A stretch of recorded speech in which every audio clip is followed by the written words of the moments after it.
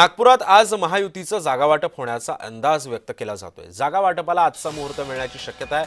मुख्यमंत्री देवेंद्र फडणवीसांचा आज नागपुरात सुद्धा मुक्काम असणार आहे। नागपुरातील युती संदर्भात सुद्धा ते आढावा घेणार आहेत। शिवसेनेनं 50 जागा मागितल्यानं पेच वाढलाय, त्यामुळे आता या सगळ्या पार्श्वभूमीवरती जागा वाटप नेमकं कसं होतं हे सुद्धा पाहणं तितकंच महत्त्वाचं ठरणार आहे। या संदर्भात अधिक माहिती जाणून घेऊयात। माझा सहकारी तेजस मोहतुरे सध्या आपल्या सोबत आहे। तेजस, आज खरं तर जागा वाटपाला मुहूर्त मिळालेला आहे। मुख्यमंत्र्यांनी सुद्धा तळ ठोकलेला आहे। नागपुरात शिवसेनेनं ज्या 50 जागा मागितलेल्या आहेत त्याच्यावर अजून पेच कायम आहे। कोणत्या जागा आहेत, कोणत्या या जागांवरती अजून या दोन्ही पक्षांमध्ये तोडगा निघत नाहीये?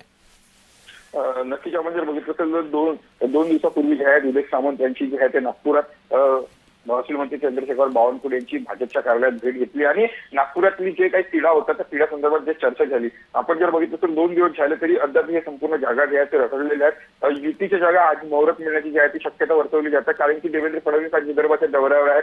अमरावती असेल आणि गडचिरोली असेल या ठिकाणी त्यांचे वेगवेगळे कार्यक्रम आहेत। त्या वेगवेगळ्या कार्यक्रमात ते हजेरी लावणार आहे। यासोबत नागपुरात ते रात्री मुक्कामी ठोकणार आहेत। त्यामुळे आज जो आहे मुख्यमंत्री देवेंद्र फडणवीस यांच्या आज मुक्कामी असल्यामुळे खरंच युतीची घोषणा या संदर्भात जागा वाटण्याची घोषणा होऊ शकते की हा याची सुद्धा एक माहिती। पण तेजस, या सगळ्या पार्श्वभूमीवरती शिवसेनेची नेमकी काय भावना आहे? कारण जेवढ्या जागा भाजप मागते नागपुरात तेवढ्याच त्याच्याच कुठेतरी मिळत्या जुळत्या जागा शिवसेनेकडून सुद्धा या जागांसाठी मागणी होतीये। कसा समन्वय साधला जातो या दोन्ही जागांमध्ये?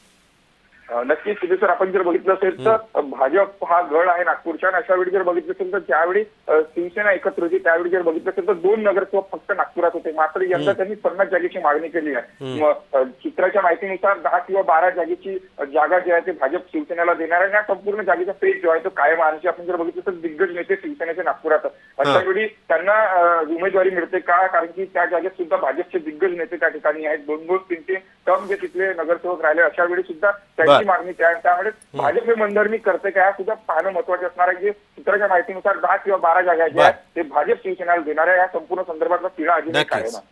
नक्कीच तेजस, त्यामुळे आता या सगळ्या पार्श्वभूमीवरती नेमका काय तोडगा निघतो हे सुद्धा पाहणं तितकंच महत्वाचं ठरणार आहे। धन्यवाद तू दिलेल्या अधिक माहितीबद्दल।